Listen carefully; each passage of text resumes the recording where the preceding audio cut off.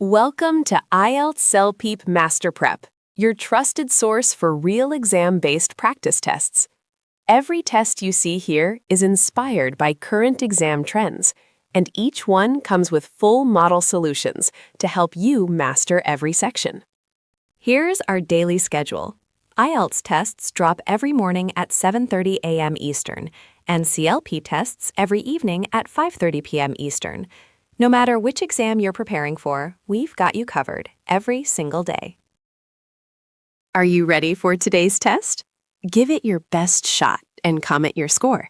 The top 5 scorers will be featured in our monthly Achievers newsletter and awards. Want your name included? Let's begin. Part 1. You will hear a man calling a pharmacy to ask about prescription refills. First, you have some time to look at questions 1 to 10.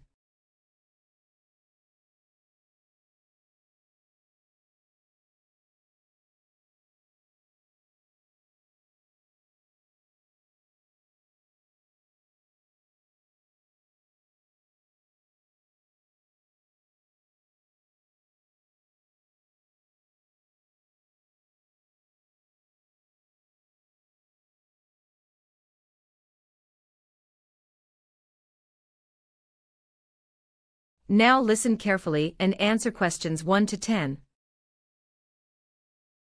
Thank you for calling Maple Leaf Pharmacy on Queen Street. This is Karen speaking. How can I help you today? Hi Karen, my name is David Chen. I'm calling to check on a prescription refill. I take metformin for my diabetes, and I'm running low. I've only got about 3 days worth of pills left. Of course, David. Let me pull up your file. Could you give me your date of birth and your prescription number if you have it handy? Sure. My date of birth is March 15, 1982. And the prescription number is RX4479161. Perfect, I've got your file here.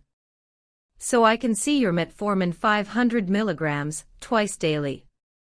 It looks like you have 2 refills remaining on this prescription. Would you like me to process one now? Yes, please. And actually, my doctor also mentioned she was going to send over a new prescription for blood pressure medication, lisinopril, I think. Has that come through yet? Let me check. Yes, we did receive a fax from Dr. Patel's office yesterday afternoon. It's for lisinopril 10 milligrams, once daily. I haven't filled it yet though. Would you like me to prepare both at the same time? That would be great. How long will it take to have them ready? I was hoping to swing by after work today. I usually finish around 5:30. We can have both ready within 45 minutes, so anytime after that works.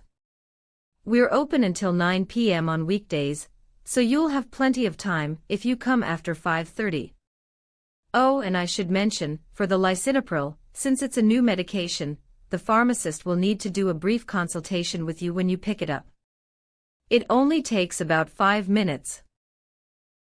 No problem. One more question. I switched insurance providers last month. I'm now with Pacific Blue Cross instead of Sun Life. Do I need to bring anything to update that? Yes, please bring your new Pacific Blue Cross card so we can update your file. If you don't have the physical card yet, a digital copy on your phone with the policy number and group number will work just fine.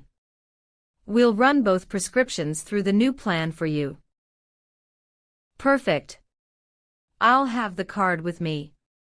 Thanks so much for your help, Karen. I'll see you sometime after 5:30 then. Have a great afternoon.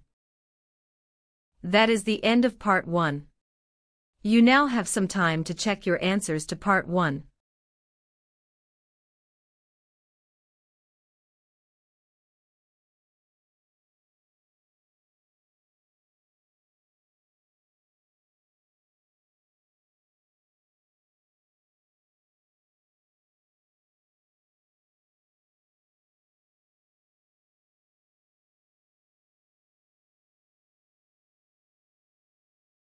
Part 2.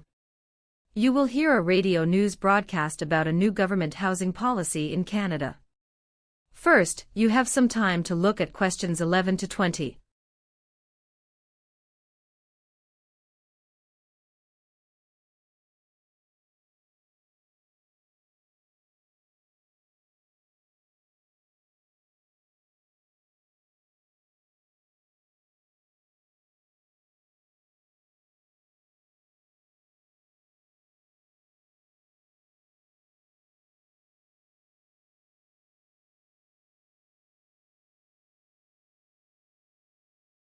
Now listen carefully and answer questions 11 to 20.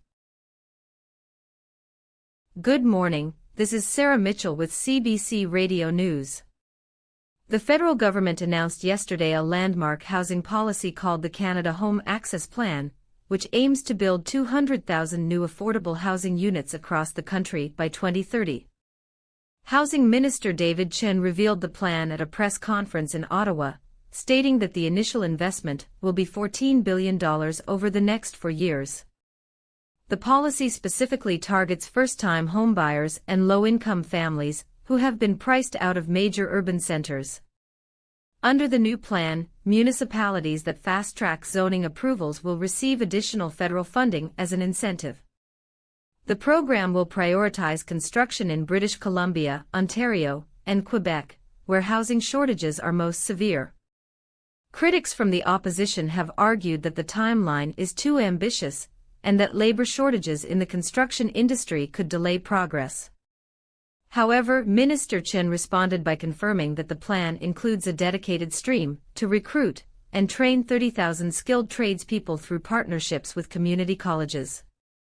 Environmental groups have praised one aspect of the policy: all new units must meet net zero carbon emission standards. Applications for the program open in September, and eligible Canadians can register through the Canada Housing Portal online. That is the end of Part 2. You now have some time to check your answers to Part 2.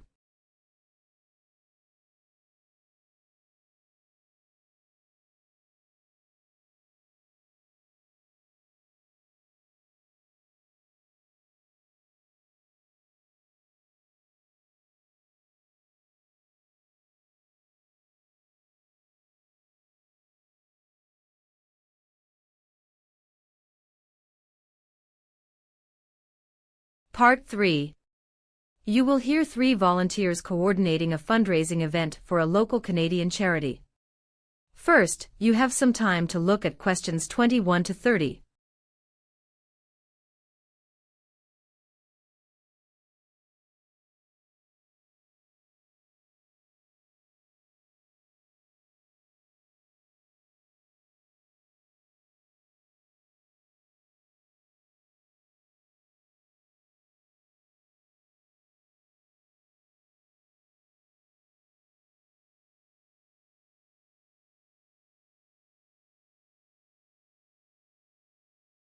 Now listen carefully and answer questions 21 to 30. Thanks for meeting today. We need to finalize plans for the Caring Hearts Canada fundraiser on June 14th. Have we confirmed the venue yet? Yes, I booked the Riverside Community Centre in Burnaby. They're giving us the main hall and the outdoor patio for free since it's a registered charity event. That's wonderful. I spoke with the caterer, and she can provide a full buffet for up to 200 guests at $12 a plate. She's also donating the desserts.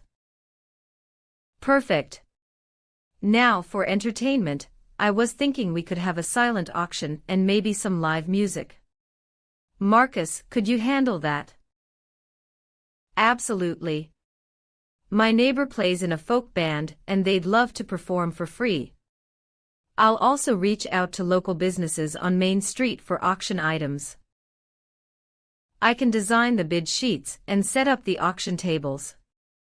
I'll also create the event posters and share them on our social media pages. Great. We should also sell raffle tickets.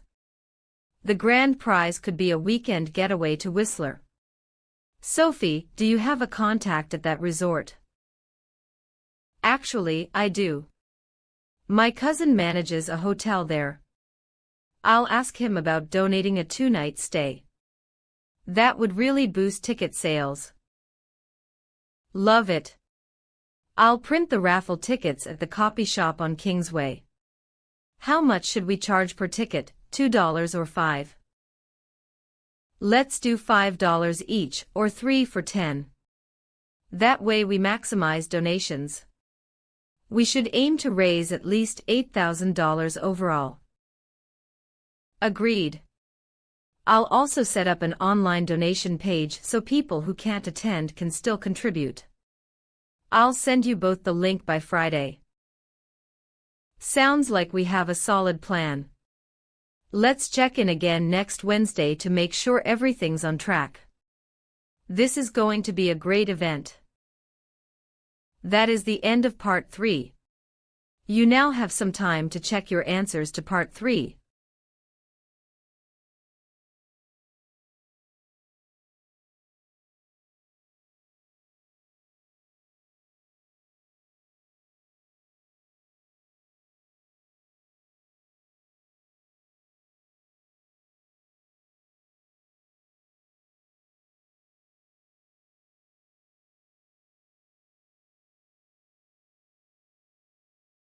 Part 4.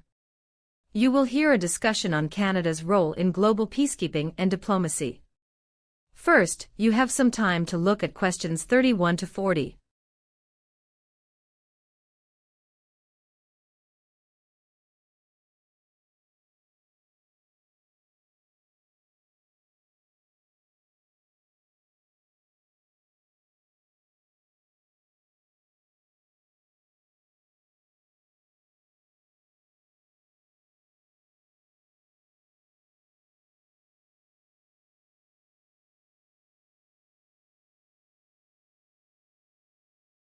Now listen carefully and answer questions 31 to 40. Welcome back to our International Relations Seminar Series. Today we're examining Canada's evolving role in global peacekeeping. Professor Okafor, how would you characterize Canada's traditional approach to diplomacy? Canada built its reputation as a middle power committed to multilateralism. Lester Pearson's Nobel Prize-winning proposal for the first UN peacekeeping force in 1956 essentially defined that identity. For decades, Canadians served in virtually every major UN mission worldwide. Yet some argue that identity has faded. Canada's troop contributions to UN missions dropped significantly after the 1990s. What happened? Several factors converged. The Somalia affair damaged public trust, NATO commitments in Afghanistan shifted resources, and successive governments prioritized bilateral defense partnerships over multilateral operations. Funding simply moved elsewhere. So is the peacekeeping brand merely nostalgic, or can Canada reclaim that leadership position? It's not purely nostalgia. Canada still contributes diplomatically through mediation, training programs, and institutional support. The 2017 Vancouver Peacekeeping Summit showed ambition, though follow-through remained limited. What about Canada's role in newer diplomatic challenges, climate negotiations, cyber governance, Arctic sovereignty? These represent the modern frontier. Canada's Arctic Council leadership and climate finance pledges demonstrate soft power engagement. Peacekeeping today isn't only about blue helmets, it's about shaping norms and institutions. Given current geopolitical tensions, where should Canada focus its diplomatic energy going forward? I'd argue Canada must invest in conflict prevention rather than intervention. Supporting democratic institutions abroad, strengthening multilateral frameworks, and leveraging its multicultural expertise in mediation, these represent Canada's comparative advantage in the 21st century. That is the end of Part 4. You now have some time to check your answers to Part 4.